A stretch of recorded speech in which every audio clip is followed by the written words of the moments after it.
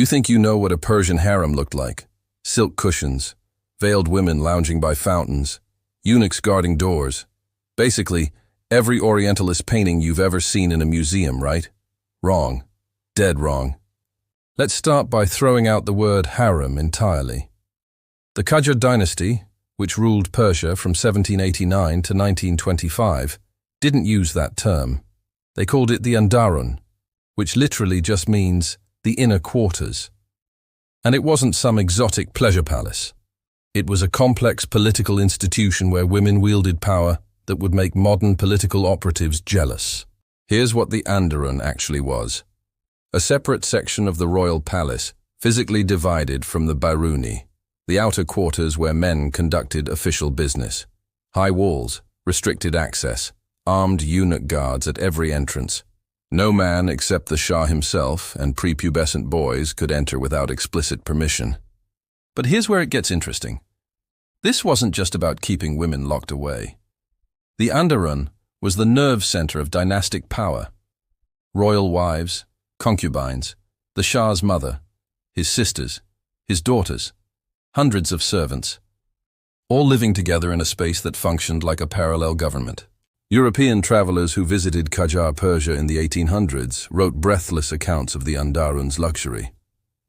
Gardens with pomegranate trees, rooms decorated with mirrorwork and painted tiles, women dressed in elaborate clothing with jewelry that cost more than entire villages.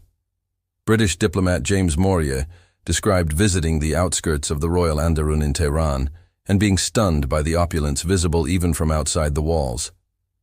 But these European accounts missed the point entirely. They saw exotic captivity. They didn't see the political machine. The Andarun had its own hierarchy more complex than any European court. The Shah's mother, the Made Oliya, held the highest rank. Below her, the official wives, ranked by order of marriage and political importance. Then the favored concubines, then the lesser concubines, then an army of servants, attendants, and enslaved women who kept the entire system functioning. And controlling access to all of this?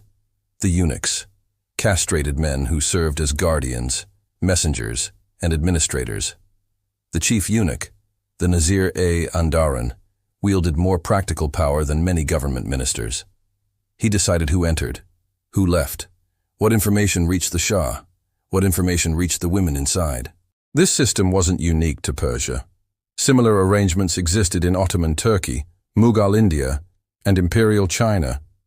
Gender separation was the norm across most of Asia and the Middle East during this period. What made the Qajar Andarun distinctive was its scale and its direct connection to political succession. Because here's the thing about absolute monarchies. The most important political question is always, who comes next? And in the Qajar system, that question was decided not in the Biruni, where men held counsel, but in the Andarun, where mothers plotted their sons' futures. European visitors saw women who never left the palace grounds, who covered themselves when male servants approached, who lived their entire lives behind walls, and they assumed these women were powerless. They were catastrophically wrong. The women of the Andarun couldn't hold official positions, couldn't issue royal decrees, couldn't lead armies or conduct diplomacy, but they could do something far more valuable. They could whisper in the Shah's ear when no one else was listening. They could form alliances with powerful families through their own relatives. They could raise the next generation of princes. And some of them learned to play this game better than the Shah himself. The Andarun operated on rules that outsiders couldn't see and barely understood. Information was currency. Access was power. And the ability to produce a male heir was the ultimate trump card in a game where the stakes were control of an entire empire. But what happens when a teenage prince suddenly becomes Shah, and his mother realizes she's just been handed the keys to the kingdom? What happens when the system designed to control women creates the perfect conditions for a woman to control everything? September 1848. Muhammad Shah Qajar is dying. The empire is in chaos. His son, 17-year-old Nasser al-Din, is hundreds of miles away in Tabriz, serving as crown prince and governor. And in the royal Andarun in Tehran, One woman is about to orchestrate the most important political transition in 19th century Persian history. Her name was Mahde Olya. She was approximately 43 years old, and she was about to prove that the most dangerous person in the Qajar court wasn't a general or a prime minister. It was a mother. Mahde Olya wasn't born into the highest aristocracy. Historical sources suggest she came from a respectable but not exceptionally powerful family. But she had one crucial asset. She caught the eye of Muhammad Shah when he was still a prince, and more importantly, she gave birth to his son. In the Qajar system, this made her invaluable, not legally powerful, but practically indispensable. When Muhammad Shah died in September 1848, the empire faced a succession crisis. According to British diplomatic correspondence preserved in the National Archives, several rival princes immediately began maneuvering for the throne. Nasr al-Din was the designated heir, but he was young, inexperienced, and crucially, he was in Tabriz, not Tehran, where power actually resided. Court officials panicked. Some wanted to conceal the Shah's death until Nasr al-Din could arrive. Others saw an opportunity to install a different prince. The government was paralyzed. The army was divided. Foreign powers, particularly Russia and Britain, were watching carefully to see if Persia would descend into civil war. And Mahde Olya went to work. She couldn't issue orders to the army. She couldn't convene the royal council. But she didn't need to. She had something better. She had access to the one person who could do all of those things. The Grand Vizier, Mirza Taqi Khan, Amir Kabir. British diplomatic dispatches from this period describe how Mahde Olya essentially functioned as the de facto ruler during the critical weeks of transition. She met with Amir Kabir daily. She coordinated the announcement of Muhammad Shah's death. She ensured that loyal troops secured the palace. She sent trusted messengers to Tabriz to bring Nasr al-Din to the capital as quickly as possible. And most importantly, she neutralized rival princes before they could organize opposition. How did she do this? Through the Andaran network. Remember, the Royal Andaran wasn't just housing for the Shah's wives. It was also home to royal sisters, aunts and cousins. Every major aristocratic family in Persia had women in the Andaran, either as wives of the Shah or as servants and companions to those wives. Mahde Olya used these connections brilliantly. She sent messages to the mothers of rival princes, reminding them that backing the wrong candidate could result in their sons being executed as traitors. She promised favors to families who supported Nasr al-Din. She gathered intelligence about which nobles were wavering and which were loyal. The Andaran, this supposedly isolated women's quarters, became the command center for a political operation that would determine the fate of an empire. By the time Nasr al-Din arrived in Tehran in October 1848, the crisis was essentially over. He was crowned without significant opposition. Mahde Olya had successfully installed her son as Shah of Persia. But here's where the story gets really interesting. Most queen mothers in history fade into the background once their sons are crowned. Not Mahde Olya.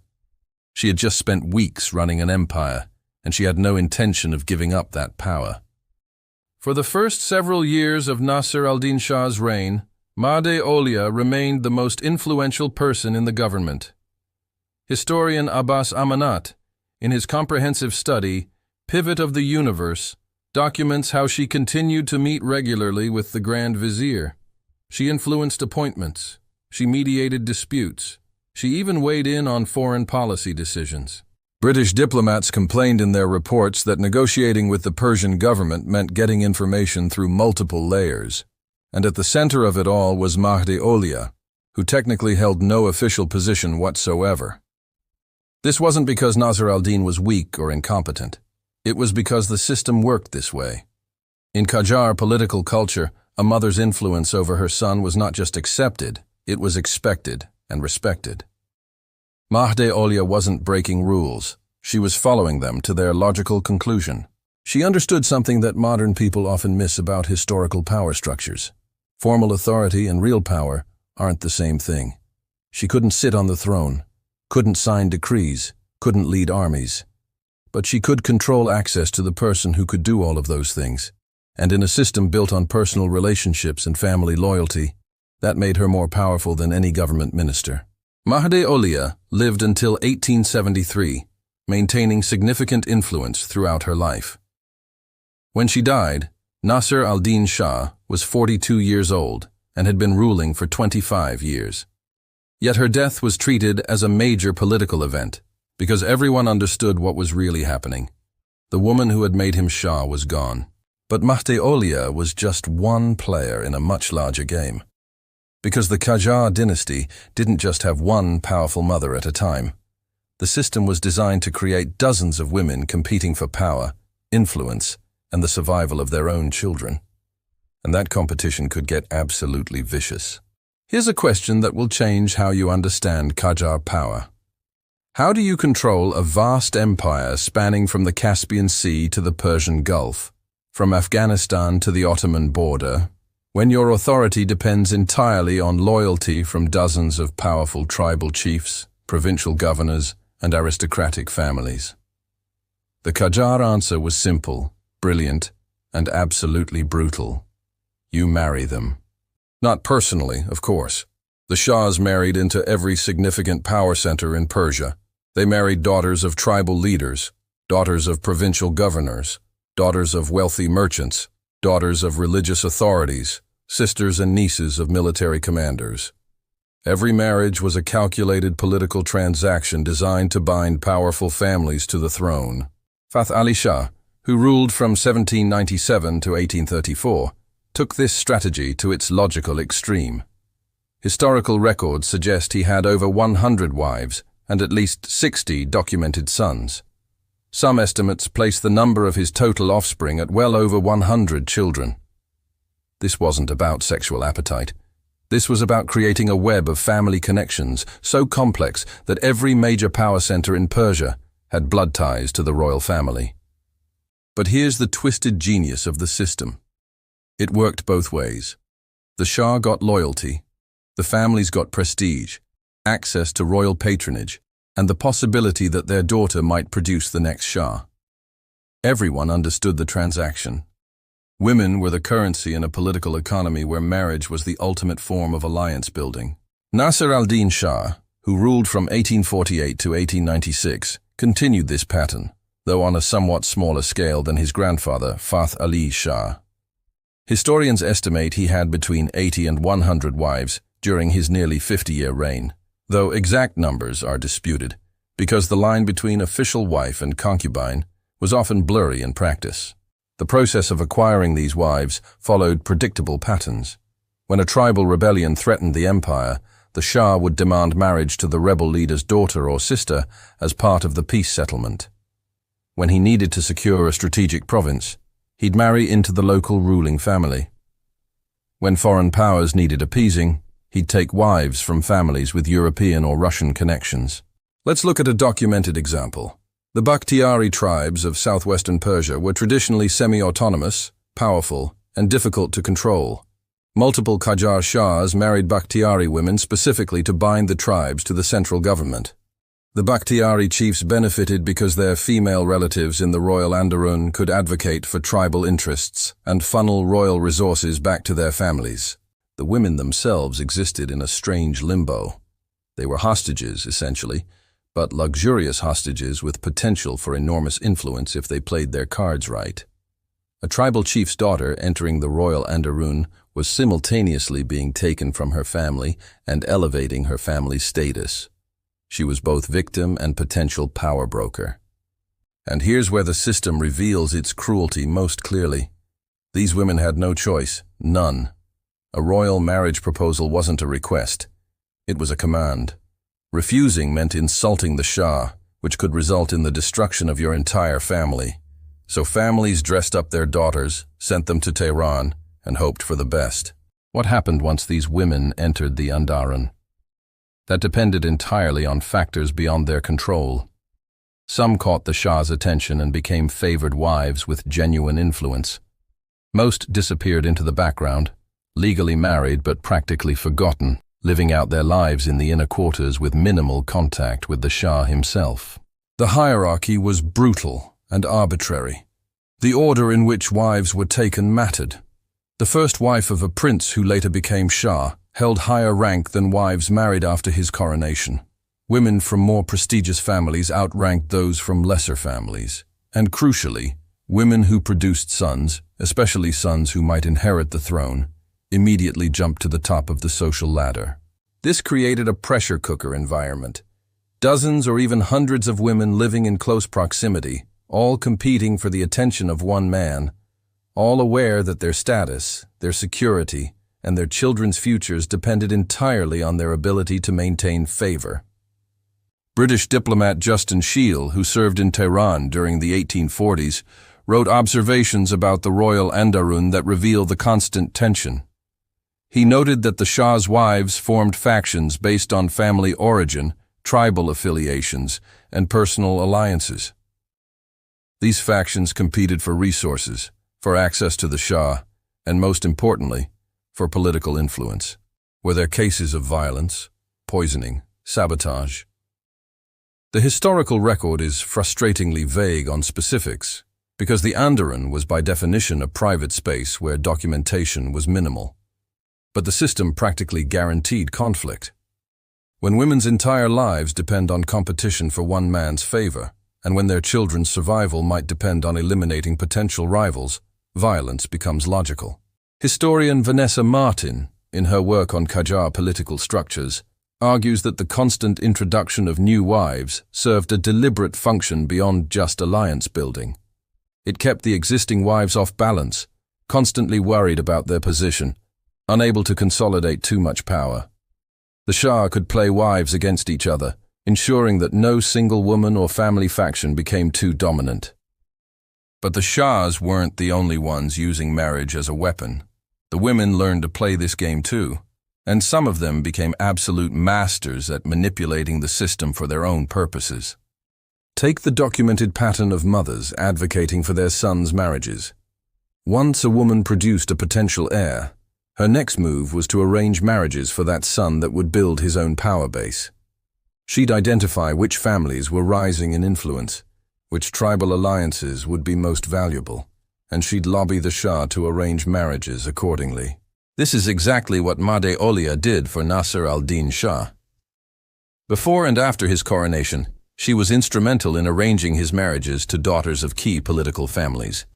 Each marriage strengthened her son's position, and by extension, her own influence. The system also created some bizarre situations where family trees became incomprehensibly tangled. Cousins marrying cousins was common, half-brothers of one generation becoming brothers-in-law in the next. Women who were simultaneously someone's aunt by blood and stepmother by marriage. The Qajar family tree doesn't branch, it tangles. And here's the ultimate irony. This system, designed by men to control women and consolidate power, created the perfect conditions for certain women to accumulate extraordinary influence.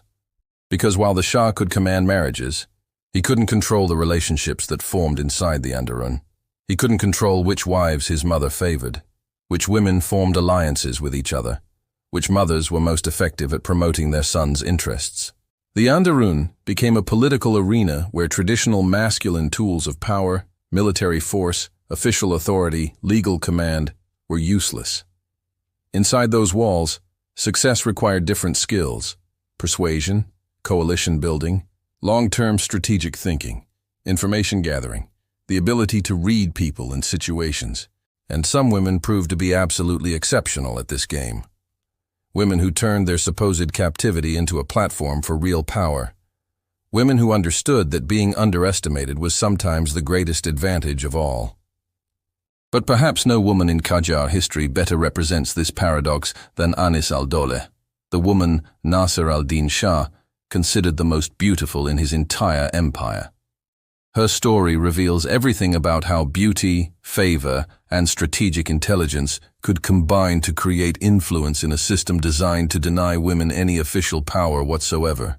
In the 1870s, something unprecedented happened in the Persian royal court. The Shah became obsessed with a new technology, photography. And his favorite subject wasn't himself, his palaces, or his military victories. It was his wives, specifically one wife above all others. Her name was Anis al-Dowleh, which means companion of the state. And thanks to Nasser al-Din Shah's photographic obsession, we have something incredibly rare for 19th century Persian women. We can actually see her face. The photographs that survive, now preserved in the Golestan Palace collection in Tehran, show a woman who embodied Qajar beauty standards in ways that would shock modern viewers. Anis al-Dowleh had a prominent unibrow, thick and dark across her forehead. She had visible facial hair above her lip, what would be called a mustache by contemporary standards. Her face was full, her body substantial.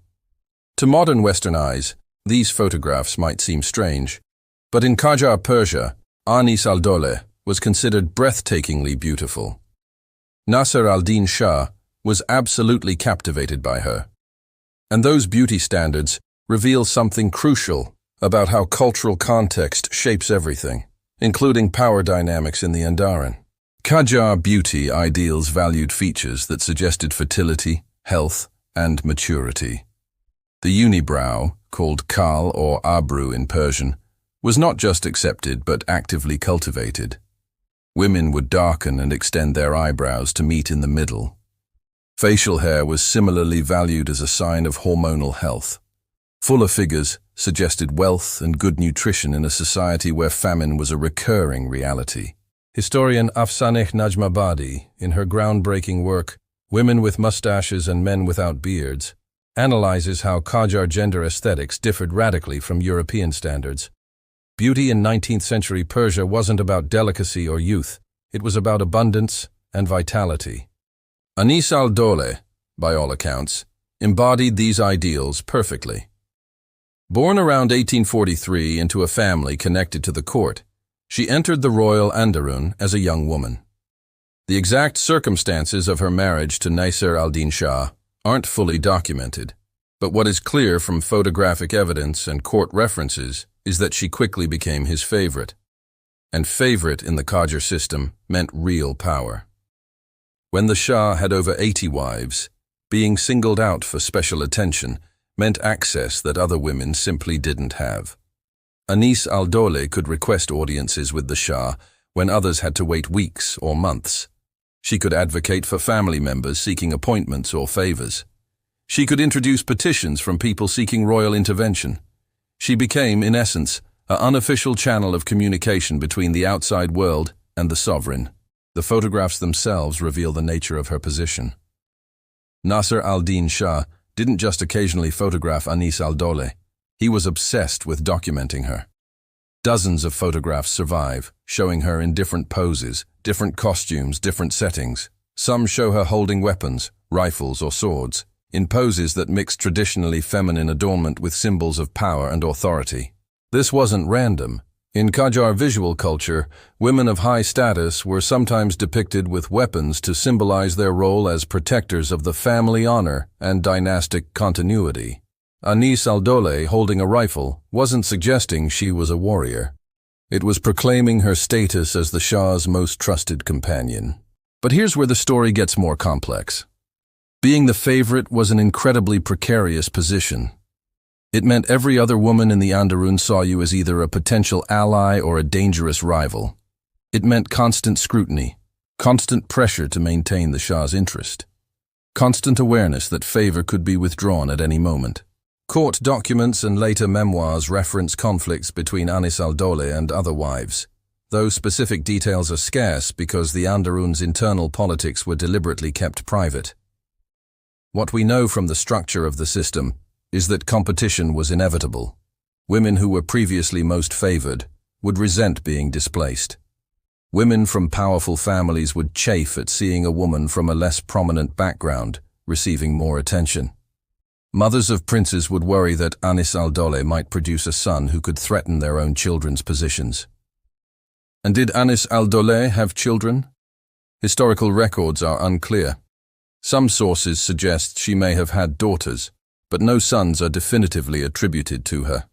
This is significant because it meant that despite all her favor, despite being photographed more than perhaps any other woman in 19th century Persia, she never achieved the ultimate source of power in the Andaran system, motherhood of a potential heir. This reveals a crucial limitation. Beauty and favor could provide influence, but they couldn't guarantee dynasty. A woman could be the Shah's favorite companion and still remain politically vulnerable because she hadn't produced the next generation. Anis al-Dawla's strategy, based on what we can infer from her sustained position of favor, seems to have been to make herself indispensable in other ways. She became the Shah's confidant, his aesthetic muse, his constant companion during his time in the Andurun.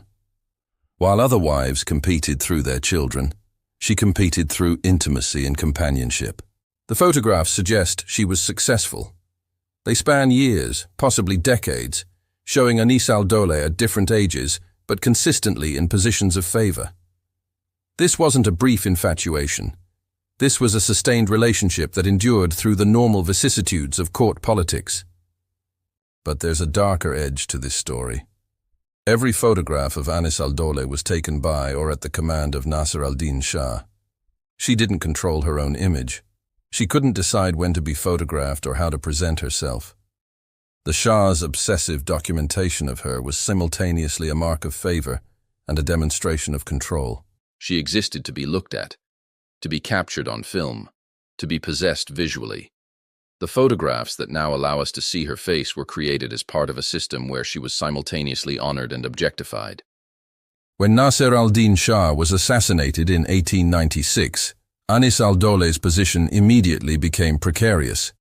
She was probably in her early 50s, past childbearing age, and her entire status had been dependent on the Shah's favor. His son and successor, Mozaffar al-Din Shah, had his own wives, his own favorites, his own political considerations. Historical records don't clearly document what happened to Anis al-Dawla after 1896. Some sources suggest she died in 1897, just a year after the Shah's assassination. Whether this death was from natural causes, from the stress of her changed circumstances, or from something more sinister, we cannot know with certainty. What we do know is that she vanished from the historical record at exactly the moment when her protector was gone. This was the reality of power through favor. It was real while it lasted, but it was completely dependent on one man's continued interest and survival. The moment that man died, the favor evaporated, and women who had been treated as royalty could find themselves forgotten, marginalized, or worse. But not all women in the Qajar and Darun chose the path of beauty and favor. Some women looked at the system they were trapped in and decided that if they couldn't escape, they would at least tell the truth about it. Women who left behind something far more valuable than photographs. They left behind their words. In 1914, a 31-year-old princess sat down and began writing something that would have been unthinkable for any woman of her mother's generation. She wrote the truth about what it was like to live inside the Qajar and Darun. Her name was Taj al-Sultaneh, which means crown of the monarchy. She was the daughter of Nasser al-Din Shah and one of his wives. And the memoirs she produced, which weren't published until decades after her death in 1936, offer the single most valuable insider account we have of what life was actually like for women trapped in the system we've been discussing.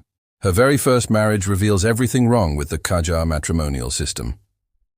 According to her own account in Crowning Anguish Memoirs of a Persian Princess, she was married off as a young teenager, probably around 13 or 14 years old, in the early 1890s. She didn't choose her husband. She barely knew him. The marriage was arranged entirely for political purposes by her father and his advisors, and it was a disaster. Taj al-Sultaneh writes with remarkable candor about her unhappiness, her sense of being trapped, and her growing awareness that the system she was born into was fundamentally unjust. But here's the truly horrifying part. When that first marriage failed, she wasn't granted freedom. She was married off again, and then again. By her own account, she was married at least 3 or 4 times, each marriage arranged by male relatives who treated her as a political asset to be traded. What makes Taj al-Sultaneh's testimony so valuable is her clear-eyed analysis of how the system worked. She understood that she was a princess, born into enormous privilege compared to most Persian women of her era. She had education, literacy, access to resources that common women could never dream of. And yet she was still fundamentally powerless over the most basic aspects of her own life.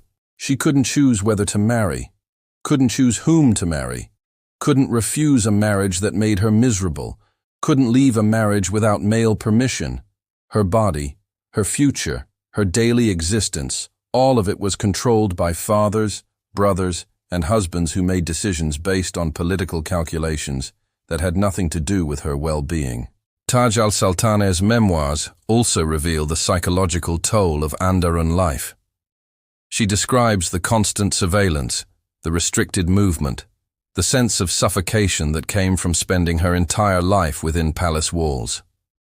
She writes about the other women in the Andaran, the complex hierarchies, the petty cruelties, the occasional genuine friendships formed between women who understood their shared captivity. But what really makes her account revolutionary is her willingness to criticize not just the system, but the men who ran it, including her own father. She writes about Nasser al-Din Shah with a mixture of daughterly affection and clear-eyed judgment. She acknowledges his intelligence and his genuine attempts at modernization in some areas. But she also condemns his treatment of women, his casual disregard for their happiness, his inability to see them as fully human. One particularly striking passage describes her realization that her father valued his horses more than his daughters. The horses received careful attention, training, and consideration for their well-being. The daughters were married off to whomever seemed politically useful at the moment, with no concern for their preferences or feelings. Taj al-Sultaneh was born in 1883, during the later years of her father's reign, when European influence was increasingly penetrating Persian society. She was exposed to ideas about women's education, women's rights, and individual autonomy that were radical in the Qajar context. And these ideas transformed how she understood her own situation. She attempted things that would have been impossible for women of earlier generations. She tried to remove her veil in public, scandalous behavior in 19th century Persia. She pursued education in European languages and literature. She read newspapers and engaged with political ideas. She even later in life became involved in the constitutional revolution that challenged absolute monarchy in Persia. But here's the tragic irony. Despite all her privilege, despite her royal birth, despite her education and intelligence, Taj al-Sultaneh could not escape the fundamental constraints of being a woman in Qajar society. She could criticize the system. She could document its injustices. She could advocate for change. But she couldn't actually free herself from it. Her memoirs reveal a woman who understood exactly what was wrong with the world she lived in, but felt powerless to change her own circumstances. She writes about depression, about feelings of worthlessness, about the constant struggle between her awareness of injustice and her inability to escape it. The photographs that survive of Taj al-Sultaneh show a woman who deliberately rejected traditional Qajar beauty standards.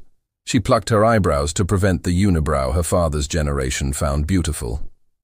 She adopted European-influenced styles of dress and presentation. She was making a statement. I refuse to be what you want me to be. But that refusal came at a cost. She was criticized by traditionalists as immodest and improper. She was seen as a troublemaker by authorities who preferred women to remain silent and obedient. And despite her efforts to create a different kind of life for herself, she remained bound by laws and customs that gave men absolute authority over women's lives.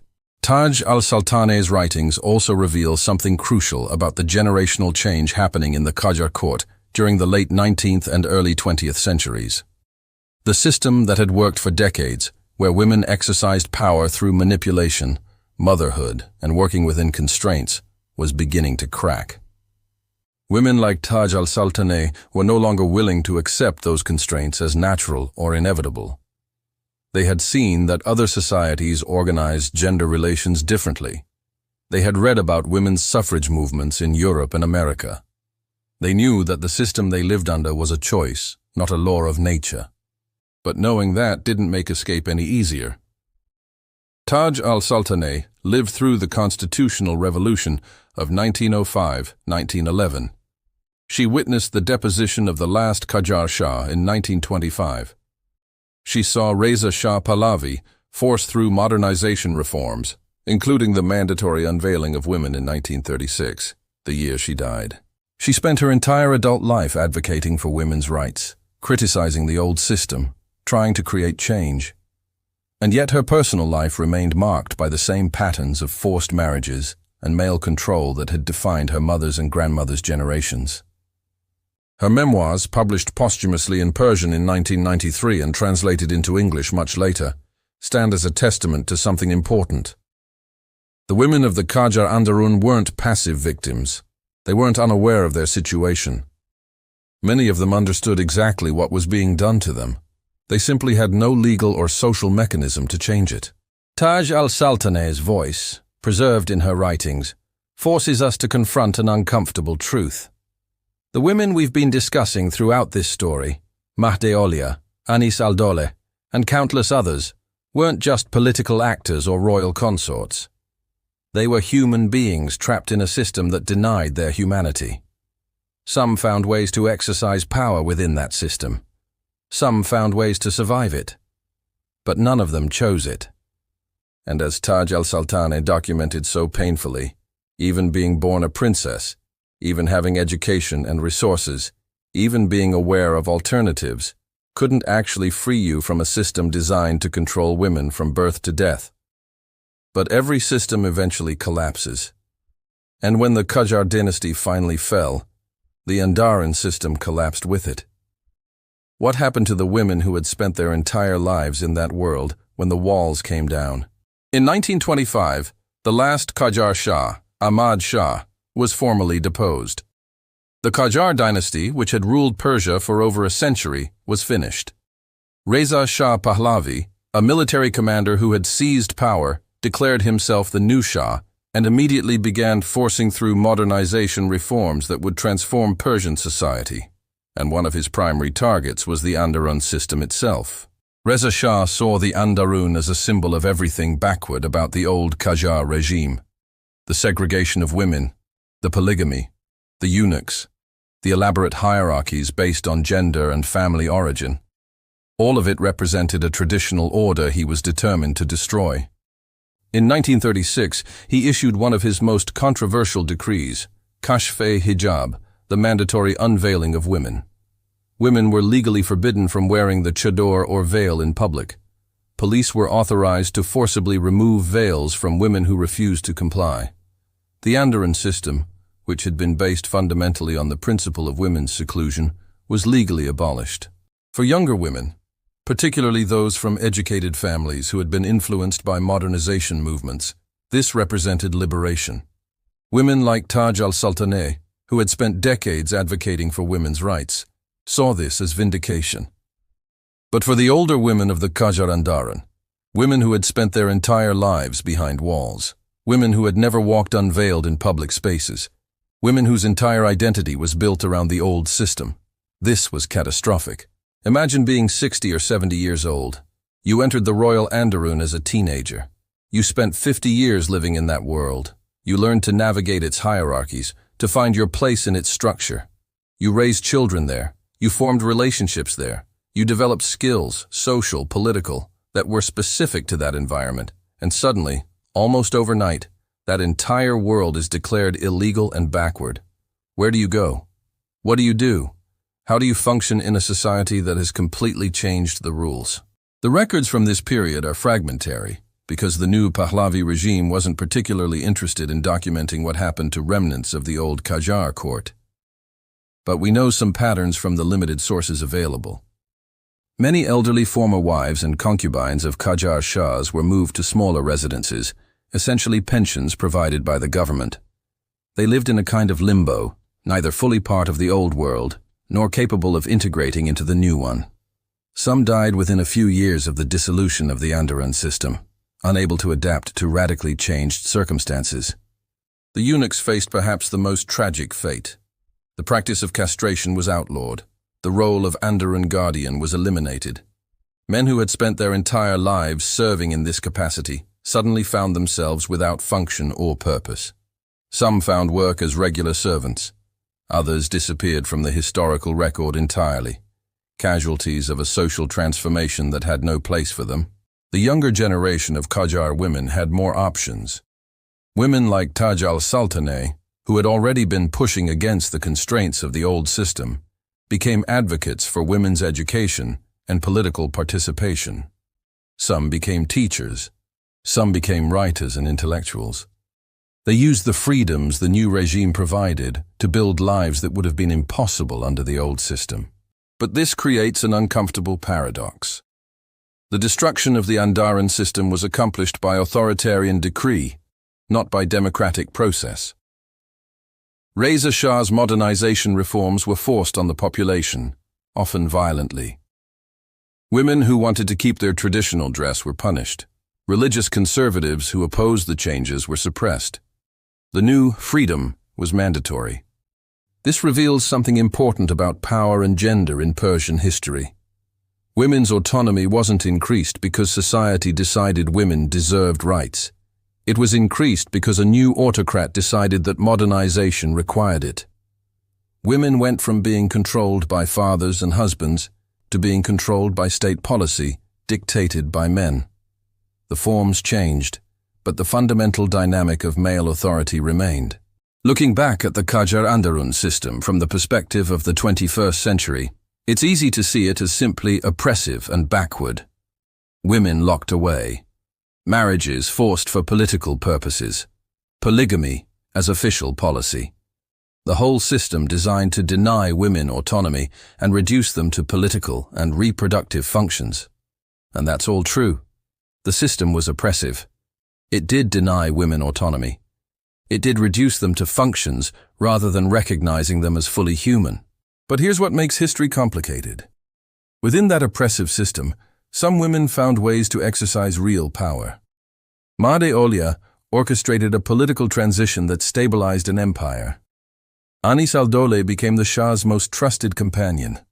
Countless mothers, wives, and daughters learned to navigate the system's constraints to protect themselves and their families. This doesn't make the system just or good. It reveals something about human resilience and adaptability. People find ways to exercise agency, even in systems designed to deny them agency. They find ways to matter, even in structures that try to reduce them to objects. The Qajar Andarun system lasted from 1789 to 1925, roughly 136 years. During that time, thousands of women lived behind those walls. They were daughters, wives, mothers, political actors, rivals, allies, victims, and survivors. They exercised power through the only channels available to them. They competed, cooperated, strategized, and endured. And the truly disturbing part, this system wasn't unique to Qajar Persia. Similar structures existed across Asia, the Middle East, North Africa, and even in modified forms in Europe, where royal mistresses occupied positions not dissimilar to Qajar wives. The specific forms varied, but the underlying logic was consistent.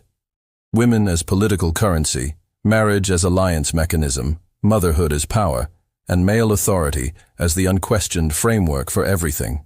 The Qajar Andarun was just one particularly well-documented example of a pattern that was nearly universal in pre-modern societies. Power was structured through family. Family was structured through marriage. Marriage was structured through control of women's reproduction. And that control required elaborate systems of segregation, surveillance, and hierarchy. When we look at photographs of Anis al-Dowleh, when we read Taj al-Sultan's memoirs, when we study the political maneuvering of Made Olia, we're not looking at exotic peculiarities of Persian culture. We're looking at the specific Persian manifestation of power dynamics that existed in different forms across the entire pre-modern world. The shocking truth about the Qajar dynasty harems isn't that they were exceptionally cruel or unusual. The shocking truth is how normal they were. How logical they seemed to the people who created and maintained them.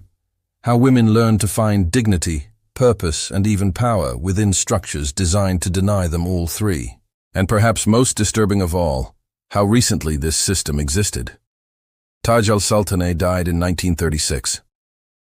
Women who lived in the Qajar Andarun survived into the 1940s and 1950s.